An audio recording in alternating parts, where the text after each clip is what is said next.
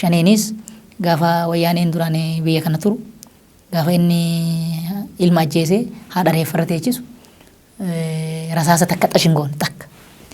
Gaafa immoo Geetachoo Asaffaa bakka kanaa ka'u qabsoon hidhannoo itti mul'ate ilmaan Oromoo abbootii haadhotii dargaggoota laastikii irratti cobsiisu ajjeesu waan akkanaa kana eegalan jechuudha. Maqaa qabsoo Oromootiin. So girrisaan amma ka'e kunis akkasuma ka gaafa qabsoo ka gaafa hadhaasan hin jirre garuu immoo ergasii amma wayyaaneedhaan wajjin ta'ee wareegama qeerrootiin jijjiirama dhufe kana duubatti deebisuuf ka diina jala deemee baandaa ta'ee hojjetu malee qeerroo bakka hin bu'u jechuudha. Filannoo hin geggeessina. Seenaa keessatti filannoo amanamaadhaa ka taasisuuf deemnu addunyaatu dinqisiifatuuf taa'een argitu.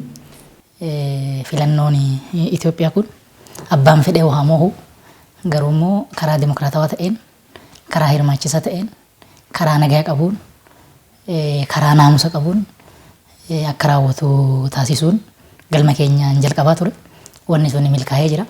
Ganaa deebinee isin bilisoomsina warra jedhee qawweedhaan deddeemuuf aan abbaan na biratti dhufee mootummaa ta'uu barbaadu aangoo qabachuu abbaan barbaadu jiraannaan seera eegee akkaataa heerri mootummaa jedhuun dhufee dorgomee deemuu malee karaa humnaatiin ajandaa simbilisoomsatiin an deeman sun kana achiin fudhadhu ka jedhu murtiisaa dabarsee jira. Ergaa kana lamaan irraa hubachuun ni danda'ama. Paartiin badhaadhinaa kophaan dorgomne paartileen 10 ka biraa jiru. Izeeman jira. Abin mataan isaa dorgomee jira. Innaat paartiin hin jira. Filannoo bara wayyaanee ka mircaa boordiin afuura wayyaanee baafatu. Kan manni murtii afaan wayyaanee dubbatu. Ka caasaan nageenyaa gara wayyaaneen ajajetti deemu. Walumaa galatti dhaabbileen dimokiraasii biyya kana keessatti sakaalamee miidiyaa hundi bakka hin jirretti dimokiraasiin jira jedhee warri dorgomaa bahe amma dirreen siyaasaa bal'achuu abbaan fedhe arguu otoo danda'u, bilisummaa mana murtii abbaan fedhe arguu otoo danda'u, bilisummaa boordii filannoo abbaan fedhe arguu otoo danda'u, bilisummaa koomishinii mirga namoomaa abbaan fedhe ijaallaalee arguu otoo danda'u, gabayaan yaadaa bal'atee miidiyaa hawaasatiinis miidiyaa idileetiinis namni yaada yoo qabaate bilisaan gurgurachuu otoo danda'u, akkaataan immoo miidiyaaleen mootummaatu barana morkattootaa fi paartii mootummaarra jiru walii wajjin itti falmisiisaa turan walqixxee sa'aatii walqixxee kennamee fi bifa kanaan namni oduu argaa jiru dirreen dimokiraasii dhiphatee jira lakkii jedhee bahuun uummannis argaa jira hin taajjaba. Warra akkasii warra dhugaa odoo mul'atu abbootiin gadaa akka gaafkaan jedhan san aduu harkaan aguuguu warra barbaadu warra santu paartiin badhaadhinaa Oromiyaa keessatti kophaa dorgomee jedhee komachuu jira. Kophaan dorgomne paartii 10 wajjin dorgomne amma baa'oo amma tiyattu kana kan Jaara Araarsoo Biqilaa faadhaan hoogganamu kun waan karaa boordii filannoo ta'een gamanatti nu akka keenyatti akka mootummaatitti muummichi ministeeraatis jarri kuni hireen banamee fi akka hirmaachuu danda'an fedhii akka qaban paarlaamaa irratti ibsanii turan. Dirreen siyaasaa bal'ate uummanni abbaa barbaade akka filatuuf haalli mijateera. Bilisummaa barii bilisummaa finnadhanii gaara seenanii uummata irratti roorroo jalqaban. Wanni amma nagaa naannoo Oromiyaa yaaddessu amma hin jiru. An amma wanni an yaadu wanni an ganama jedhuu fi wanni an galgala jedhu hoo wal dhiite anuu tokkoo miti jechuudha. Anuu sassaabamuu qaba walitti. Garamittan deema maalan jedha maaliifan jedha ka jedhu kun ofiifuu namni kallattii qabaachuu qaba. Dhaabni wayii hin jira jedhani namni Oromoo dhaaquu qabu han dhokatee isaan hin beekin an isaan hin beekin bakka kana dhaqa yookaan sololo dhaqa yookaan bakka wayii dhaqa. Gaafa achi dhaqa wanni achitti gurmaa'ee jiru jira. Achi keessatti nama wayyaa qabu nama boru yaadu salleekti godhanii yookaan ibiddan gubu yookaan hin ajjeesu. Maal jedhanii wayyaanee ergee eewu jedha ofumaa jira asii gad erga yookaan achi waliin dubbatu. Dargaggeessi aaree dhiigi keessa galee hidhachuu gaafa barbaade san namni rasaasa tokko dhufaas hin jiru. Wanni abaa wayidhan kun.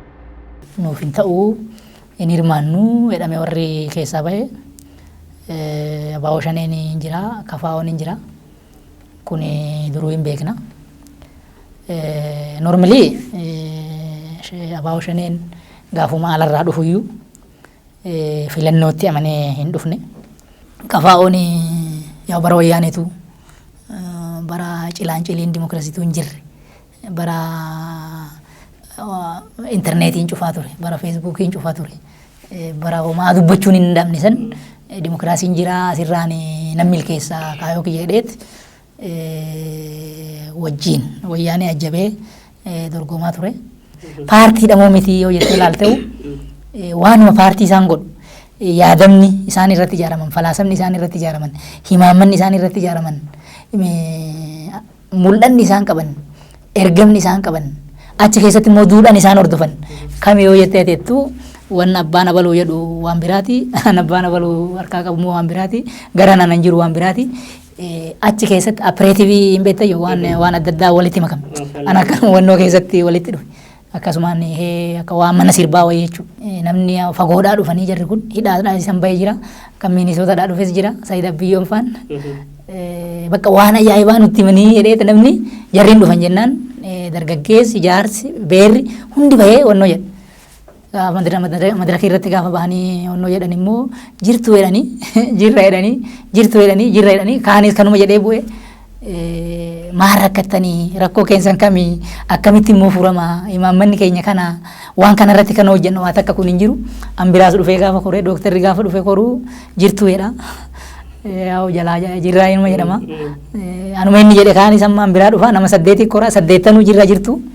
Indee jarri kanumaaf nu dhamaasee jedhe jechuudha uummanni achumarratti waltajjumarratti. Paartii baay'ee gurguddaadha. Paartii iyyuu miti be. Hin beeku waan paartii fakkaatu hin beeku. Paartii guddaadha kanaaf dhiibanii namni dhiibe immoo hin jiru. Olaantummaa seeraa kabachiisuun biyya kam keessa iyyuu jira. Garuu immoo namni warra maal dhiiban kana. Nama ofiifuu hin jirre. Maal wanni dhiibaniif hin jiru. Amma yaadni shanee kufee jira jechuudha. Amma shaneen snaayiparii 3-4 qabatee footoon ka'a. Yoo barbaade immoo wannoo gaara keessa ka'ee qabi akkana inni tokkosa kana viidiyoo waraabaa maal godhaa hin gadhiisa bakka homtuu hin jirretti beeki. Yoo ati ilaaltu asitti waraana meeqa ajjeefnee jirra meeqa boojinee jirra maal goonee jirra akkana barana gadaan gadaa bilisummaati jedhanii lallabu. Soo gaafa kana dhageechuu waa lafaa abaa'umaa itti amantaa jechuudha. Soo maalinni wanni qalbii waggaa 27 kana abaa'oo inni lafarra ture. Garuu immoo qalbii namaa keessa turee jira. Wanni amma itti fufe ammas tirenduma sani. Shanee wanni dhan kuni waan adda addaa diraamaa akkaataa bakka hin jirre jedhanii namarraa ittiin qarshii ittiin qocan waan adda addaa tolchanii maal godhaniiti wanni godhan jira. Ajandaan shanee odoon dhalatiin du'e. Maal jechuudha kun? Shanee fi wayyaaneen firoomni isaanii har'amete. Baay'ee bubbulee jira. Namni qabsoo Oromoo hoogganu wayyaaneedha. Gaafa sana ololle wayyaanee kufaadha. Wayyaaneen haa turuudha. Amma immoo kan lolanii wayyaaneen maa kufaadha. Kuni Oromoodhaaf ifa ta'uu irra jira. Qeerroo wayyaanee raasee kuffise kana kabarsiise OPDO. Shaneen Oromoof diinaa jechuudha. Shaneen diina Oromoo akka ta'e. Shaneen wayyaanee afaan Oromoo akka ta'e amma ifa ta'eera. Amma gaafa dargii Daawud Ibsaa hidhaa cabsee badee jedhan. Dargii harkaan namni badee isa malee ambiraa jiraa jedhee gaafa gaafadhu ambiraan agarre. Akkamitti badee namni kun kan jedhu nan gaafadhe. Daawud Ibsaa nama 9 wajjin summii nyaatee inni kophaa hafeedha. Jechuun deebitee ilaalta miti laata? Indee duubumatti hin deeme. Hidhaa seenee waggaa 10 gaafachi ture. Tokkoon jira dhaabasaa waaqa jira namni jedhamu. Si ajjeefna naan jedhe. Shaneen kunii farra qabsoo Oromootiin jennaan si ajjeefna naan jedhe yaa nama bira taa'ee amma Awustiraaliyaa jira. Haadha ga'uufan. Shaneen bara takka wayyaaneedhaan hin lolu.